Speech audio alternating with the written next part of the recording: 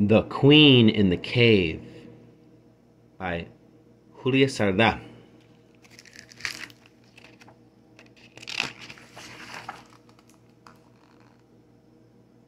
It started with a kind of funny feeling. All of a sudden, Franca no longer wanted to paint, make collages, or even read.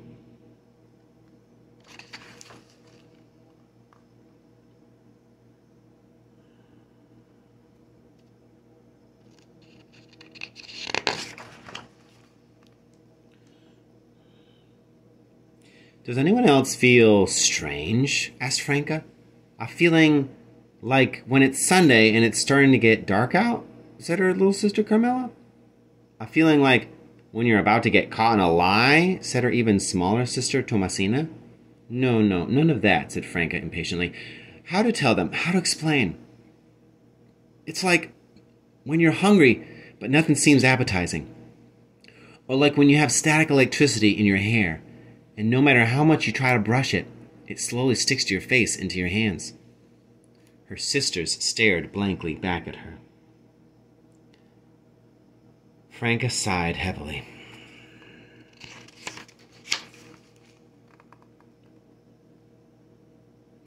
Maybe I do have a bit of a funny feeling too, said Carmela suddenly. She wanted to be just like her sister. Me too, said Tomasina, jumping up. Like when your foot falls asleep and it doesn't feel like it's yours anymore. Tomasina hated feeling left out. Do you know, said Franca slowly, last night I had a dream about a marvelous queen who lives in the darkest cave, deep in the forest, beyond the garden fence. A queen? Said Carmela, hesitating. I think that maybe the strange feeling will go away if we go and see, said Franca. See what? Said Tomasina. Franca grinned.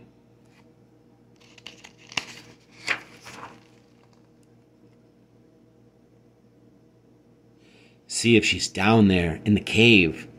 For one day we can be adventurers. Let's go where no one has ever gone before. Come on, sisters, what do you say? Tomasina and Carmela looked at each other. Carmela was the first to say it. All right, she said. Let's go where no one has ever gone before.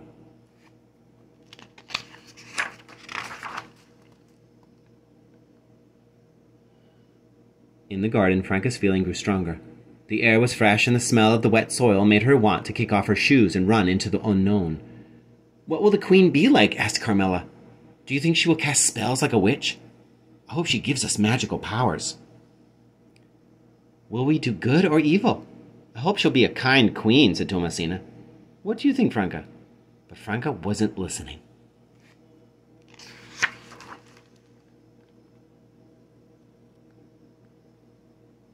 She was already climbing over the fence. Follow me, sisters, she said.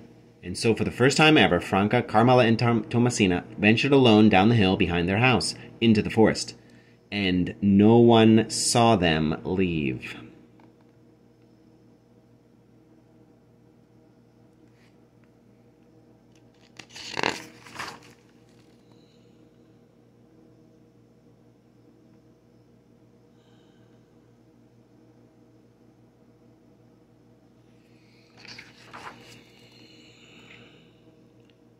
Out, said Tomasina. There are nettles everywhere.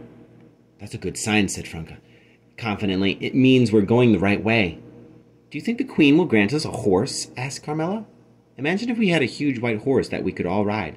We could always go everywhere together. I'd call the horse Clifford, I think, or maybe... Shh, said Franca. We're on a serious mission here. We're going deep down into the unknown. We must be careful. We must be quiet. Who knows what our destiny holds?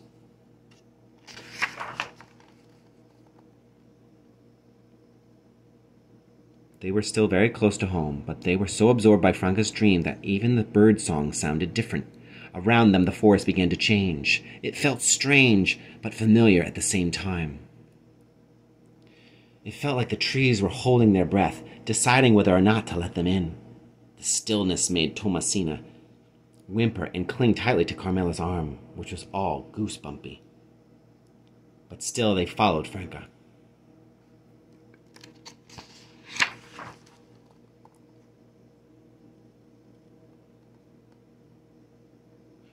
Franca was unsure and afraid. Franca was sure and unafraid, and her sureness led them all forward. This way, sisters. Life is full of secrets, just waiting to be discovered. Soon their fear bubbled into excitement, and then suddenly they heard a noise.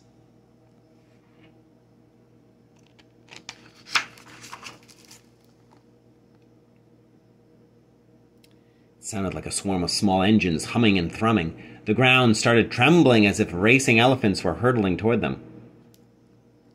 But the sisters jumped behind a fallen tree and closed their eyes with all their strength, and then they heard Franca's voice.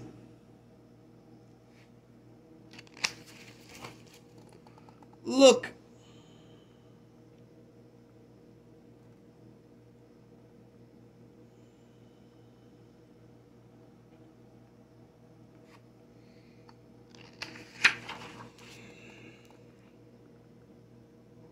Are we dreaming now? Asked Thomasina, blinking her eyes in amazement at what lay before her. Was she small now, or was everything bigger? I'm not dreaming, said Franca. In fact, I'm more awake than I've ever been. And once more she said, Follow me, sisters.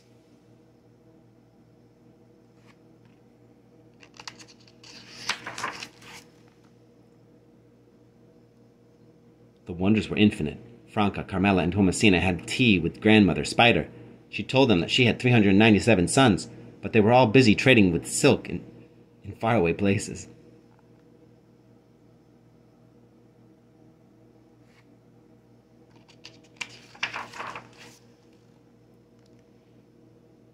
And now with Franca taking the lead, Carmela and Thomasina began to grow more and more confident. The frightening became thrilling, the wild wondrous. They lost themselves in the maze of the ants. They found a queen, but not their queen, and they saw how tiny beings do colossal things when working together.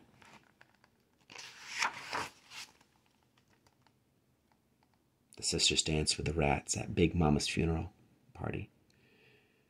Big Mama's funeral party, a big party to celebrate a big life. Everybody ate, drank, and shared simple songs so that everyone could sing along. When I die, I also want a huge butterfly placed over me, and for my sisters to beat loudly on their drums, thought Thomasina.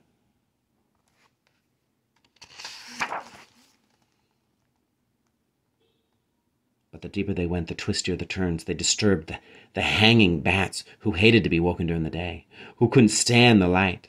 The bats hissed at them and snipped at their ears. I've never been this far away from home, said Thomasina, a little tremble in her voice. She wondered what Murdoch the dog was doing back at their house. Would he notice they were gone?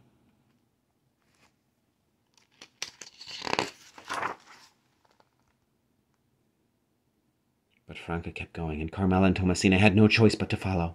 Come and join us, little girls. We eat everything we catch. If I'm not afraid, they can't scare me, Franca told herself. If I decide that they're good, then they'll be good, thought Carmela. Don't look them in the eyes. Don't look them in the eyes, Thomasina repeated to herself.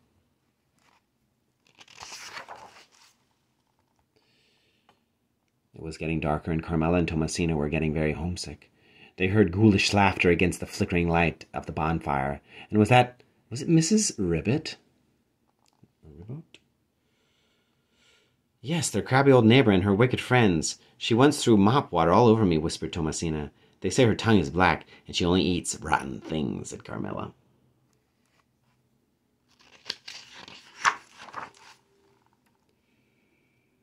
They ran, their hearts beating wildly in their chests. Keep going, sisters, whispered Franca.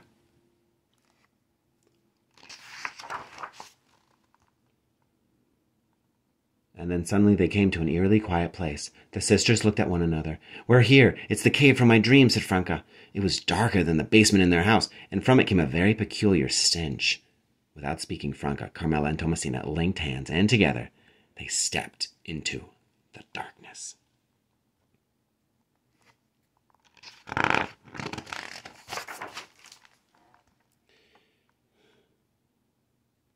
They saw Franca, but not Franca.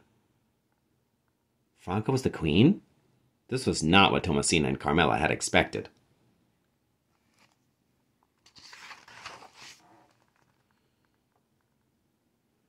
But for Franca, everything made sense now. The dream, the adventure, the need to follow. She saw herself with brand new eyes. She felt a kind of funny freedom reflected back at her. She felt complete. Now she could do whatever she wanted. Be whoever she wanted. Franca, said Thomasina, afraid. Franca, maybe we should go back, said Carmilla.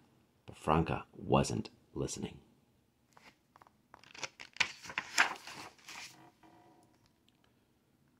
Salve Regina, said Franca gravely. Welcome, girls of the house above, replied the queen.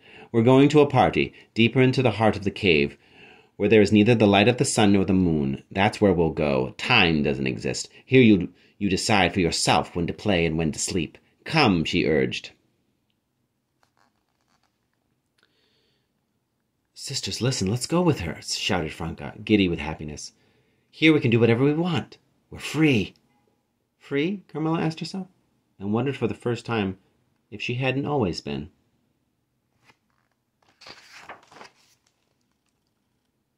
For Thomasina, however, the bubble had burst.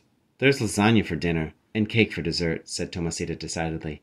My feet hurt, I'm cold and hungry, and I want to go home, Carmilla. Carmilla?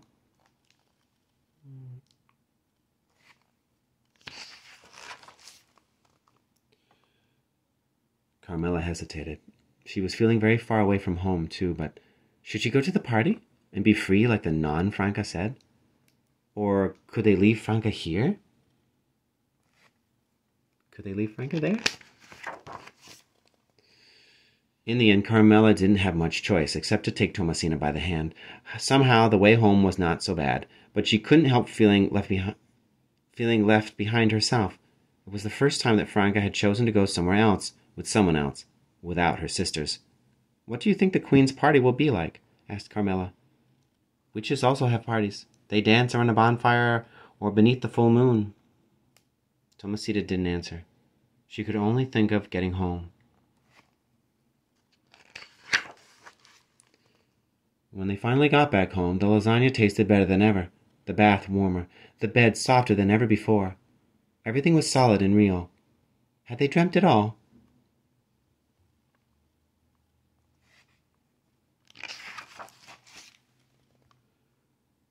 But then, Franca was still gone.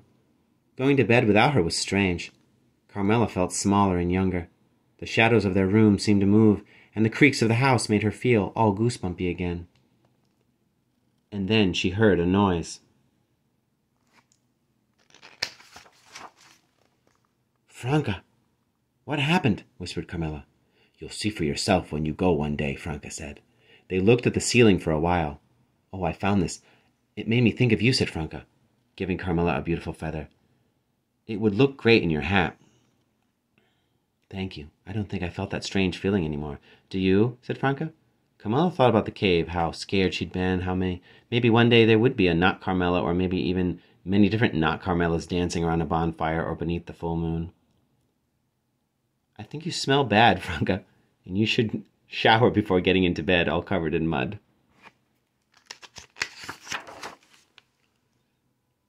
But Franca was already fast asleep. Carmilla, happy for them all to be together again, at least for the time being, held her sister tightly, and was soon fast asleep herself.